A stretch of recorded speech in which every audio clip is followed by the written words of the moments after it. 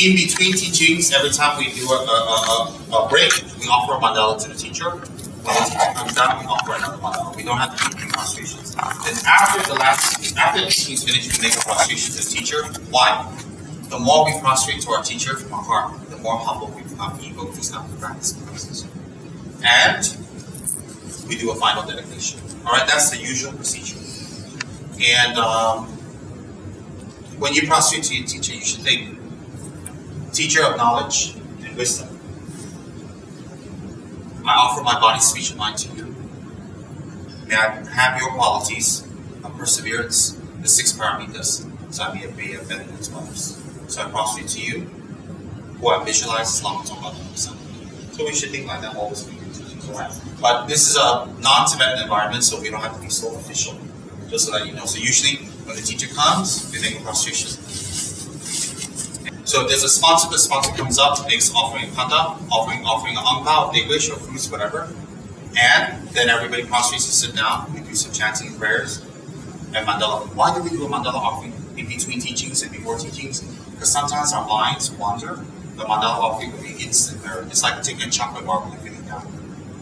And then your mind will be very fresh. Then at the last part of the teachings, we also offer mandala, a short one. And then you prostrate. If you are leaving and you will not be seeing your teacher for a while, you do not prostrate. Why? It's symbolism that you will meet the teacher again. You don't prostrate, you're leaving. If you're in this area, living here, you can prostrate. If you're going away far, you don't prostrate to your teacher. Then for some of you who you're receiving teachings from me, I'm not your teacher. When you prostrate, you visualize your own teacher. It's not an egocentric practice. It doesn't have to be me. So when you're prostrating, you prostrate to your own teacher, or you prostrate to the Buddha behind you. Everybody understand? Sungjuk Puja energizes and blesses the mantra to go inside. Ramne is when the mantra, everything is put inside the statue and it's filled. It is to consecrate the items inside and invite the actual Buddha to come and abide inside. It's very important to have that done for our images. For any reason, if we are in a place that we can't get that done, then whatever statue you have, you can put on a piece. If it's hollow, if it's not hollow, never mind. If it's hollow, on a piece of paper, you can write in English, Om, Ah, Hong, representing the bodies of Buddha's body, speech, and mind, and put inside the statue facing out. All right? And then close it. And you can recite Lama Tsongkhapa's Guru Yoga and bless the statue with Guru Yoga yourself. If you cannot do the puja or you cannot get the mantra wherever you are, that is okay for the moment. But don't leave the statues empty inside. So on a piece of clean paper, any color, you write Om Ah Hong. You can even write in Chinese. It's okay. And then put it inside. Until the day you can get it actually done, all mantras filled, until you can get it done. So make your altars beautiful, extensive, nice, wonderful. It is your spiritual practice. So you should make sure your altar area is very clean. Don't put non-Dharma things all over, under, here, and there. Make sure it's all Dharma stuff and clean because the Buddha is sitting there. Of course, you can clean the statues, you can dust it, you can wipe it, no problem. Can you have it in your bedroom? You can, because you don't have space. And when you're in your bedroom, if you're having bubbly, then you cover it. People ask that. Can I put in my bedroom? And then how? Well, that's the truth. Some people only have a bedroom. They just rent a room. So they ask how. They want to have a statue. How? They have their girlfriend come over, their boyfriend come over. So how? So that's the truth. You cover it with respect. Just because you cover doesn't mean Buddha can all see. It's from your side. It's respect and awareness. Okay? What happens if you forget to clean the water bowl? Clean the next day, that's all. Tsongkhapa, a very easy customer. Yeah, but make sure everything's clean, your hands clean. So every day, clean your altar, wipe it lightly, and then make fresh offerings. After fresh offerings, offer incense to purify. Om Ah Hong, Om Ah Hong, Om Ah Hong. Make 3 prostrations, and then sit down to do your Lama Tsongkhapa Guru Yoga. Your Lama Tsongkhapa practice. Then you sit down and do. Okay? Any questions about that so far? Yes? When we're doing Kalarupa Puja or Japshi, when we do Yamataka offering, the central offering sequence is different. Yeah. We'll put the perfume. You do this one this way. All the sensory offerings are the same, only Yamataka sequence is different. Vajragini, Hiruka, Chakra Sambhara, Guya Samaj, Tsongkhapa, all the same sequence. Only Yamataka is different. Is there any special meaning on it? Yeah, Yamataka is very mad. He wants it different. He's a diva. I don't know. It just came different. He's a diva. Yes, Sophie? You can put your ancestors' ancestral plaque next to the altar. Why? You're not praying to them. Praying is the wrong word. You're just paying respect. There's nothing to pray to your ancestors. You know, they're taking rebirth. Some of them are pigs now. Some of them are humans. Some are dogs. Some of them are aliens. Some of them are ghosts. Some of them in hell. We have thousands of ancestors before our grandfather, father, all of them are back, right? So when you pray to them, nothing happens. Nothing much. It's a very wonderful tradition in the Chinese to show respect to our ancestors. And it's respect. So if you put it next to your altar, it's okay. As I said, the Buddha is a very easy customer. You can put different images, you can put Hindu images, Christian images. Buddhism doesn't go around burning people's images. When you accept Buddhism, oh, you need to burn your previous religion things. No, that's very rude. No, that's very disrespectful. We don't do things like that. Put together, no problem. The only thing Buddhists do not encourage is praying to ghosts, black magic, spirits, Ouija boards, tarot cards. We don't encourage that. Let me tell you why. Because if you don't have the power and ability, you open up something that come in and follow you and harm you. So if you do Ouija boards, it's a doorway. And something evil can enter and disturb you and harm you, or your family, or your friends. If you do tarot cards, sometimes, depends on what type, you open up the doors for something to come in to disturb you. So, you know, if you're a very powerful meditator, practitioner, monk, a very, compassionate nun, when you do that, it doesn't bother you. They cannot do anything to you. But if you're ordinary people like you and me, we do kind of magic, black magic, all that. Even, you have an enemy. And then you go somewhere to find a bomo and get them back. If that person is strong, or they have a stronger bomo, that thing will come back to you. And then you will get it. And there are people who are followed by spirits for 5, 6, 7, 8, 9, 10, 15 years. And as the time goes on, they go more and more and more and more unwell. I've met quite a few of them. Never go for magic. Never wish other people harm. Never. Never wish other people harm or do magic. Don't go for tarot cards and Ouija boards, all these magic things. Why? Never pray, take refuge, or connect with ghosts. Why? Ghosts and spirits, their nature is unsteady. Some appear to you as very helpful. Then later they turn because they want to attract you. Some is very vicious. Some is neutral. Some will lie to you because they want attention. Some will enter you. So never dabble with magic and all that. And if other people do it, don't say anything. If they ask you, you advise. If not, don't offend them. Don't dabble. So in Buddhism, you want to pray to Jesus? Go ahead.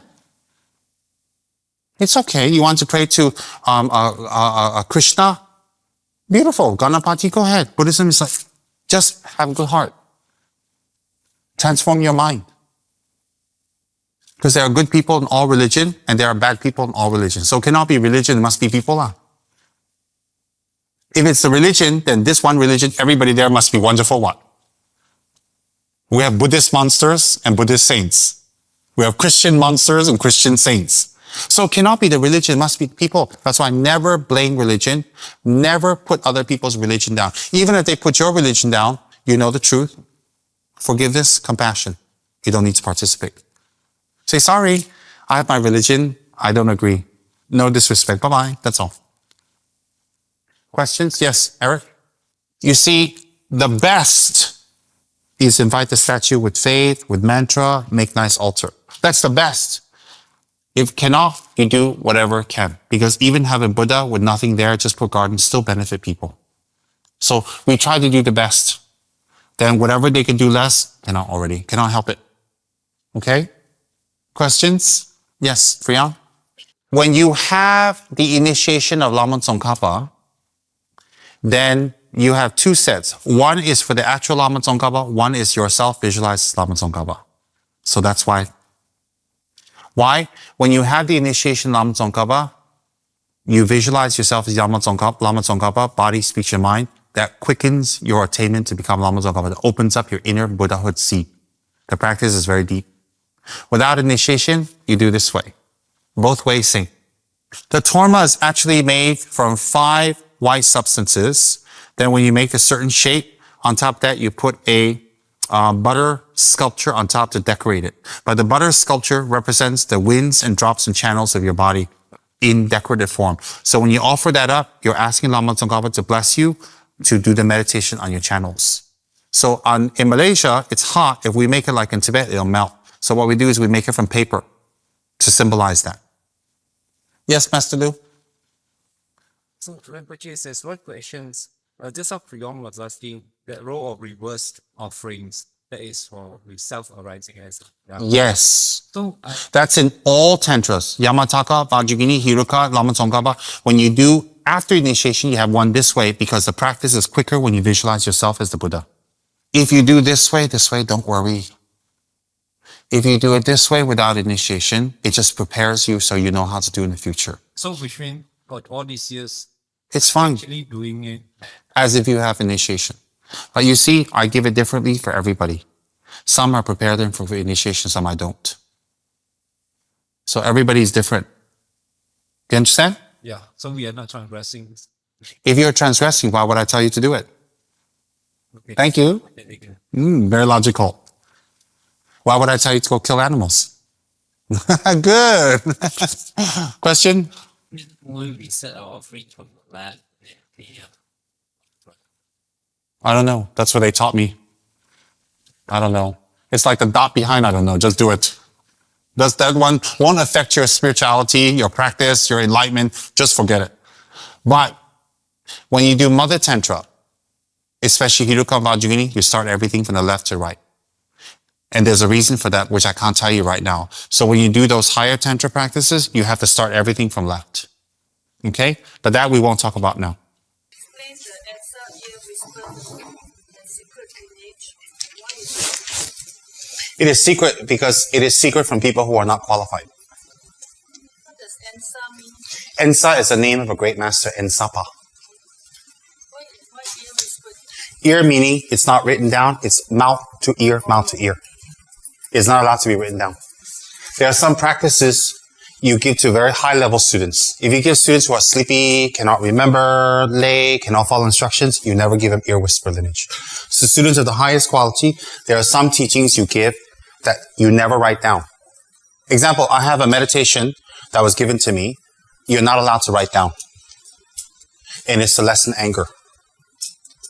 So if you do this every day for 10, 15 minutes, your anger will lessen. Real anger will lessen. But this is only for very qualified students. If I give this to people who lose faith, who don't do Dharma, who's lazy, make excuses, I'll break my commitment, I'll lose the lineage. So that's an ear whispered lineage. What's ear whispered? Ear whisper means from teacher to disciple, mouth to ear, mouth to ear. Cannot be written down. There are some tantric meditations you don't write down. Why? If done incorrectly, it can be damaging. So the teacher only gives it to very qualified people. Okay, Ensa is a great master called Ensapa, who was a master of the ear whisper lineage, which means he has many practices that are not allowed to be written down past teacher to disciple. Okay? For example, Kebje Sarmji gave us some ear whispered lineages on the meditation of Tara. You don't write down. He tells you from mouth to you and you memorize and you do it every single day. I've done it every day for the last 25 years without breaking. Those meditations are more powerful to gain results faster, but also more dangerous if you are not qualified. Some of these practices, let's say, instead of doing it for 30, 40 years, if you do it for 5, 6 years, you get the result. So the ear whispered lineage or the secret practices that are not written down are very powerful. And the reason they're not written down is so that unqualified people can never get them. If you push yourself to get those teachings, you will transform. If you say, oh, I cannot, I'm not qualified, you won't transform. Even trying to get those teachings is worth it because it pushes you to transform. Now, we should have the best altars, the best offering, the best table that we can afford, knowingly we're not being miserly. That's very important, okay?